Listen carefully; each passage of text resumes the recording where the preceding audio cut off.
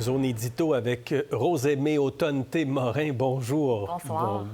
Bonjour. On est juste 4 heures de l'après-midi. C'est ça la règle? C'est la règle, exactement. Que le vendredi... correct. Tant qu'il fait clair, c'est bonjour. Vous êtes autrice, collaboratrice à la presse, animatrice à Ici Première, Les Idées folles, le jeudi soir à 21h. Merci, c'est un plaisir de vous accueillir dans Zone édito. Merci. On va revenir sur un sujet grave, sur ce procès historique en France. 50 hommes qui sont accusés d'avoir violé Gisèle Pelicot pendant qu'elle était inconsciente. C'est son mari qui la droguait avant d'offrir son corps sur Internet à des inconnus. Les viols auraient eu lieu sur une période de plus de 10 ans. Je vais vous faire entendre d'abord une déclaration du maire de Mazan, Louis Bonnet. Ça vient d'une entrevue de la BBC. Ça aurait pu être plus grave. It could have been far more serious. There were no kids involved. No women were killed. The family will have a hard time, but they can rebuild. After all, nobody died. Après tout, personne n'est mort. Il s'est excusé ensuite de ces propos-là. Mais pour vous, qu'est-ce que ça illustre? Pour moi, c'est un choc entendre ça. Ça me dégoûte, mais en même temps, c'est pas du tout une surprise. Et cette réaction-là illustre à quel point c'est une énième démonstration de la culture du viol qu'on connaît puis qu'on dénonce depuis longtemps. Et je sais qu'on a beau en parler depuis longtemps, culture du viol, c'est une expression qui dérange encore beaucoup de gens. Donc, je vais juste me permettre de rappeler quelle est sa définition selon l'ONU. La culture du viol, c'est un ensemble de comportements qui justifient, banalisent, excusent les agressions sexuelles ou les tournent en plaisanterie ou divertissement. Si dire personne n'est mort, c'est pas... Après tout, personne n'est mort, il n'y avait pas d'enfant. Il n'y avait pas d'enfant. Donc, c'est dans la... Si ça, c'est pas banaliser les agressions sexuelles, je sais bien pas c'est quoi. Après, ce qui est intéressant avec le cas des viols de Mazan, et bon, intéressant, comprenez-moi bien, là, je préférais ne pas être intéressée parce que cette histoire-là n'aurait jamais existé, mais ce qui se passe, c'est qu'elle nous permet quand même de mieux comprendre ce dont on parle quand on parle de la culture du viol, que ce soit par des déclarations aussi dégueulasses ou par la nature même des co-accusés. Cette semaine, on a enfin entendu le témoignage de Dominique Pelicot, qui a dit « Moi, je suis un violeur », puis ces gars-là, ils savaient ce qu'ils faisaient. Ces gars-là, c'est des hommes de 26 à 74 ans. Il y en a qui sont infirmiers, journalistes, pompiers. Il y a le voisin sympathique de Gisèle Pelicot. Puis je le nomme pas parce que je pense qu'il y a des métiers qui nous empêchent d'être ignobles. Je le nomme parce que je pense que ça peut nous aider à comprendre un phénomène lié à la culture du viol, et c'est le bris de confiance.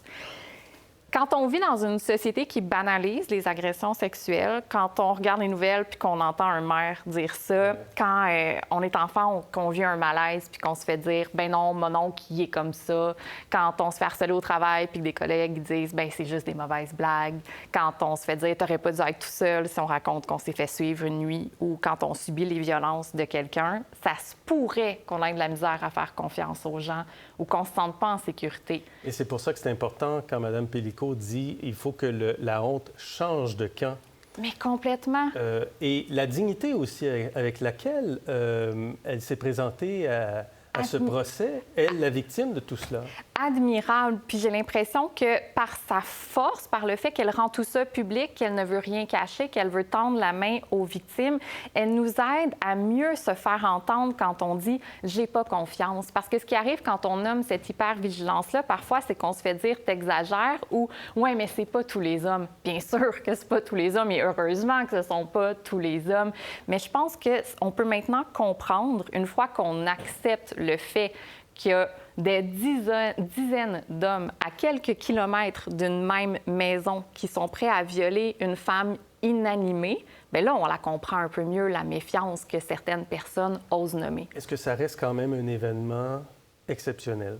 Absolument, ça reste un événement exceptionnel. Mais quelles sont les réactions face à cet événement exceptionnel? Si des élus ne sont pas gênés de dire en ondes « bien, il n'y a personne qui est mort », qu'est-ce que les gens peuvent bien penser dans leur tête? Pour moi, là, les viols de Mazan, c'est comme le sommet de la culture du viol et du bris de confiance qui en découle. Si moi, j'ai de la misère à me sentir en sécurité quand je sors de chez moi, comment je me sens quand je pense à une femme qui se faisait violer par ses voisins chez elle pendant qu'elle était dans le coma?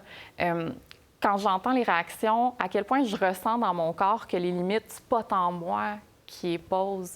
C'est ça, la culture du viol. C'est extrêmement troublant. Il n'y a pas de frontière, d'ailleurs, à ce cas-là.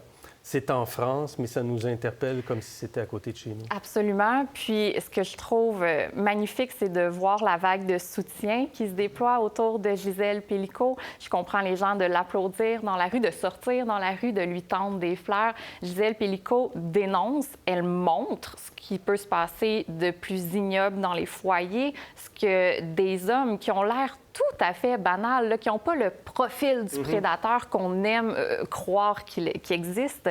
Elle montre ce qu'ils sont capables de faire, puis elle dénonce aussi, mais ce qui se passe en cours. Cette semaine, quand elle s'est fait poser des questions par la défense, elle n'a pas hésité à dire « Mais vos questions me donnent l'impression que c'est moi la coupable des viols qu'on m'a imposés pendant que j'étais inconsciente. Est-ce que ça, c'est normal? » Donc, c'est comme si elle nous tendait un miroir dans lequel il était grand temps qu'on se regarde. Merci, Rosemée. Plaisir. Merci beaucoup d'avoir été avec nous. Pour voir nos émissions en entier, rendez-vous sur la chaîne Ici RDI.